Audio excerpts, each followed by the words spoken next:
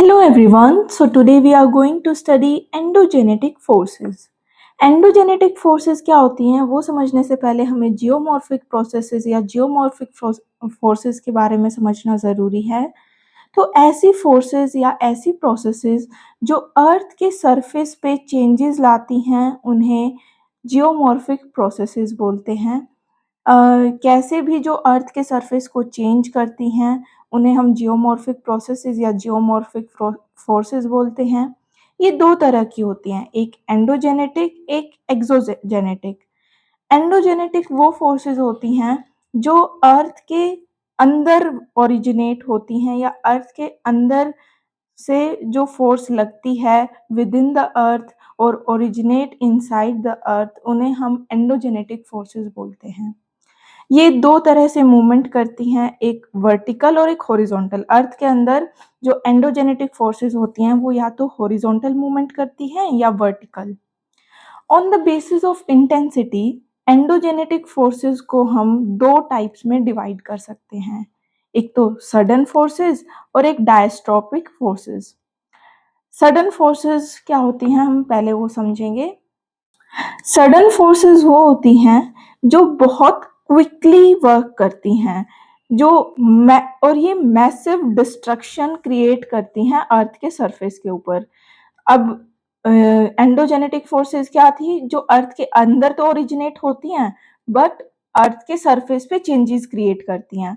तो ये बहुत जल्दी वर्क करती हैं, जो सडन फोर्सेस होती हैं बहुत जल्दी वर्क करती हैं और मैसिव डिस्ट्रक्शन कॉज करती हैं अर्थ के सरफेस पे। इसके एग्जांपल्स हैं earthquake and volcanic eruption. Earthquake क्या होता है, धीरे धीरे नहीं आता है, अचानक से आता है, तो अचानक से डिस्ट्रक्शन कॉज करता है।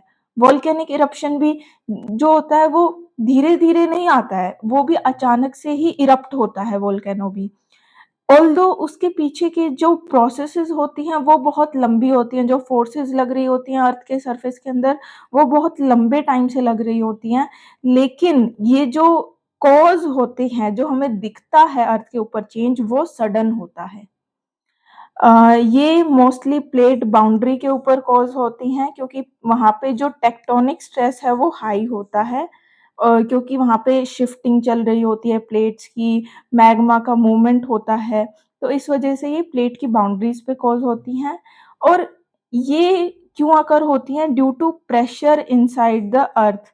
जो अर्थ के अंदर जो प्रेशर है वो जब रिलीज होता है एब्रप्टली, अचानक से जब रिलीज होता है तो ये फोर्सेस जो है वो वर्क करती हैं अर्थ के सरफेस पे। कौन सी, सडन फोर्सेस। अब आ जाते हैं डायस्ट्रोपिक फोर्सेस के ऊपर। डायस्ट्रोपिक फोर्सेस जो होती हैं वो बहुत स्लोली वर्क करती हैं, बहुत स्लोली ऑपरेट करती हैं। इनका जो इफेक्ट होता है वो अचानक से अर्थ के सरफेस पे नहीं दिखाई देता है, वो थाउजेंड्स ऑफ ईयर्स या मिलियंस ऑफ ईयर्स जो हैं वो लगते हैं इसके इफेक्ट को दिखने में या सामने आने में। डायस्ट्रोफिक प्रोसेस फोर्सेस 2 तरह से वर्क करती हैं, एक वर्टिकल एक हॉरिजॉन्टल, 2 तरह से मूवमेंट करती हैं। जितने भी प्रोसेसेस होती हैं अर्थ के ऊपर जो मूवमेंट कॉज करती हैं, अर्थ को एलिवेट करती हैं, कुछ नए लैंडस्केप बिल्ड करती हैं, वो सारी अर्थ के क्रस्ट के ऊपर वो सारी डायस्ट्रोफिज्म में आ जाती हैं, डायस्ट्रोफिक फोर्सेस में आ जाती हैं। ये लार्ज एरिया को अफेक्ट करती हैं and produce meso level reliefs. Medium level के जो रिलीफ्स होते हैं जैसे mountains, plateaus, plains, lakes, faults, ये सब जो हैं वो डायस्ट्रोफिक फोर्सेस कॉज करती हैं। 2 तरह की डायस्ट्रोफिक फोर्सेस होती हैं, एक तो एपीरियोजेनेटिक मूवमेंट्स और एक ओरोजेनेटिक मूवमेंट्स। जो एपीरियोजेनेटिक मूवमेंट्स होते हैं ये वर्टिकल मूवमेंट होता है, तो जितनी भी वर्टिकल मूवमेंट अर्थ के अंदर होती है वो सारी कौन सी हो जाती है, एपीरियोजेनेटिक मूवमेंट्स। एपीरियो एपीरियोज ये 2 वर्ड से मिलके बना है, एपीरियोज एंड जेनेसिस। एपीरियोज का मतलब होता है कॉन्टिनेंट एंड जेनेसिस का मतलब होता है ओरिजिन, यानी ऐसी फोर्सेस जो कॉन्टिनेंट के ओरिजिन या फॉर्मेशन में हेल्प करती हैं, वो सारी होती हैं एपियोजेनेटिक मूवमेंट्स या एपियोजेनेटिक फोर्सेस। जो एपियोजेनेटिक मूवमेंट्स होते हैं, ये अपलिफ्टमेंट या सब्सिडेंस कॉज करती हैं और ये कॉन्टिनेंटल मास को अपवर्ड या डाउनवर्ड मूवमेंट के लिए रिस्पॉन्सिबल होती हैं। कॉन्टिनेंटल मास के अपवर्ड या तो कॉन्टिनेंट्स ऊपर की तरफ मूव करेंगे या डाउनवर्ड मूवमेंट करेंगे। उनके उसके लिए जो है वो ये वर्टिकल, ऑब्वियसली जो अपवर्ड एंड डाउनवर्ड मूवमेंट कौन-सा होता है? वर्टिकल मूवमेंट होता है ना, तो इससे हम याद रख सकते हैं कि जितने भी वर्टिकल मूवमेंट होते हैं, वो एपियोजेनेटिक मूवमेंट्स में आते हैं। ये 2 तरह की ये फर्दर सब डिवाइड हो जाती हैं 2 टाइप्स में, एक अपवर्ड मूवमेंट और एक डाउनवर्ड मूवमेंट। अपवर्ड मूवमेंट जो है, वो कब होता है? जब लैंड राइज़ करता है। लैंड जब राइज करता है तो अपवर्ड मूवमेंट होता है और इसे हम अपलिफ्टमेंट बोलते हैं। और अपलिफ्टमेंट 2 तरह से होता है, या तो पूरा कॉन्टिनेंट या उसका पार्ट अपलिफ्ट होता है या सिर्फ जो कोस्टल लैंड है वो अपलिफ्ट होते हैं। जो कोस्टल लैंड है कॉन्टिनेंट के वो अपलिफ्ट होते हैं। देन आ जाता है downward downward movement. Downward movement में लैंड जो है वो सिंक करता है, नीचे की तरफ जाता है और इसे हम सब्सिडेंस बोलते हैं।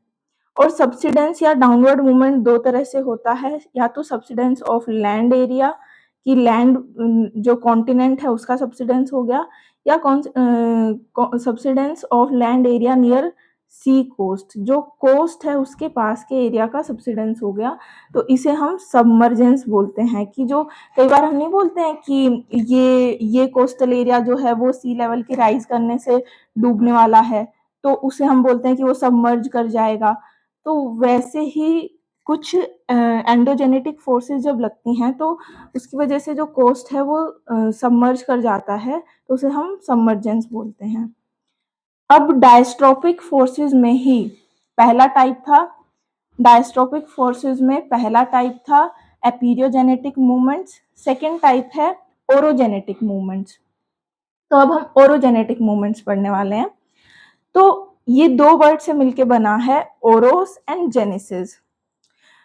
ओरोस का मतलब होता है माउंटेन एंड जेनेसिस का मतलब होता है फॉर्मेशन या ओरिजिन। जो माउंटेन का फॉर्मेशन के लिए रिस्पॉन्सिबल होती हैं, वो सारी फोर्सेस को हम ओरोजेनेटिक मूवमेंट्स या ओरोजेनेटिक फोर्सेस बोलते हैं और ये हॉरिजॉन्टल होती हैं।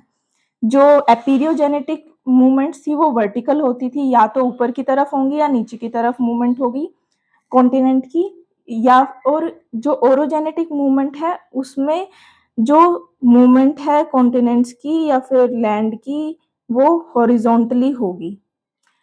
ओके, तो अब जो जो हॉरिजॉन्टल फोर्सेस या हॉरिजॉन्टल मूवमेंट होती है उसे हम टेंशनल फोर्स भी बोलते हैं।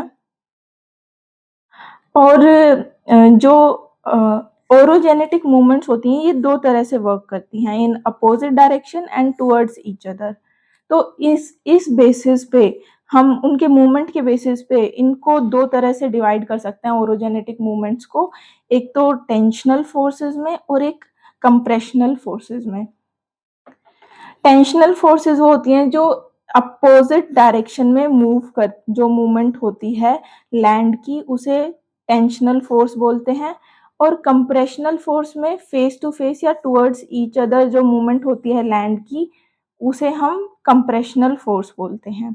जो टेंशनल फोर्स होती है, क्योंकि लैंड एक दूसरे से दूर जाता है तो बीच में गैप क्रिएट होता है, तो ये क्या क्रिएट करते हैं? रप्चर क्रिएट करते हैं, क्रैक्स क्रिएट करते हैं लैंड में अर्थ सरफेस पे, और फ्रैक्चर क्रिएट करते हैं और फॉल्ट्स क्रिएट करते हैं, टेंशनल फोर्सेस। और कंप्रेशनल फोर्सेस जो हैं वो क्योंकि टुवर्ड्स ईच अदर आता है लैंड, तो क्या होगा? टुवर्ड्स ईच अदर आएगा तो लैंड क्या होगा? फोल्ड्स क्रिएट होंगे और रैपिंग क्रिएट होगी। तो इसमें तो क्रस्टल फोल्टिंग होती है, क्रस्ट की फोल्टिंग होती है, फोल्ड्स क्रिएट होते हैं, और इसमें क्रस्टल बेंडिंग होती है कि क्रस्ट जो है वो बेंड करती है। अब ये थी हमारी एंडोजेनेटिक फोर्सेस, इनको हम फ्लो चार्ट के फॉर्म में समझ लेते हैं। तो जियोमॉर्फिक प्रोसेसेस 2 तरह की होती हैं, एक एंडोजेनेटिक, एक एक्सोजेनेटिक। एंडोजेनेटिक फोर्सेस के बारे में हमें पढ़ना है, तो एंडोजेनेटिक फोर्सेस 2 तरह की होती हैं, एक डायस्ट्रोपिक फोर्सेस और एक सडन फोर्सेस। सडन फोर्सेस कौन-कौन सी होती हैं? जो अचानक से अर्थ के सरफेस पे चेंजेस लाती हैं, जैसे वोल्केनिक इरप्शन और अर्थक्वेक। डायस्ट्रोपिक फोर्सेस कौन सी होती हैं? जो कि बहुत स्लोली वर्क करती हैं और मिलियंस ऑफ ईयर्स में हमें अर्थ के सरफेस पे ये चेंजेस क्रिएट करती हैं, जैसे कि एपीरियोजेनेटिक फोर्सेस और ओरोजेनेटिक फोर्सेस। एपीरियोजेनेटिक फोर्सेस जो होती हैं वो वर्टिकल मूवमेंट करती हैं और ओरोजेनेटिक फोर्सेस हॉरिजॉन्टल मूवमेंट करती हैं। वर्टिकल मूवमेंट कैसे होगा? या तो अपवर्ड होगा या डाउनवर्ड होगा। तो ये 2 तरह से मूवमेंट करती हैं। ओरोजेनेटिक फोर्सेस क्या हैं? जब मूवमेंट हॉरिजॉन्टल होगा तो या तो एक दूसरे से अपोजिट डायरेक्शन में होगा या फिर एक दूसरे की तरफ मूवमेंट होगा। तो जो एक दूसरे से अपोजिट डायरेक्शन में मूवमेंट करती हैं वो होती हैं टेंशनल फोर्सेस, और जो एक दूसरे की तरफ मूवमेंट करती हैं वो होती हैं कंप्रेशनल फोर्सेस। अब टेंशनल फोर्सेस भी 2 तरह टेंशनल फोर्सेस क्या क्रिएट करती हैं? फ्रैक्चर या फ़ॉल्ट क्रिएट करती हैं क्रस्ट पे, और जो कंप्रेशनल फोर्सेस होती हैं वो बेंडिंग क्रिएट करती हैं या फिर फ़ोल्ड्स क्रिएट करती हैं। तो ये थी हमारी एंडोजेनेटिक फोर्सेस। आई होप आपको समझ आया होगा। Thank you so much for watching.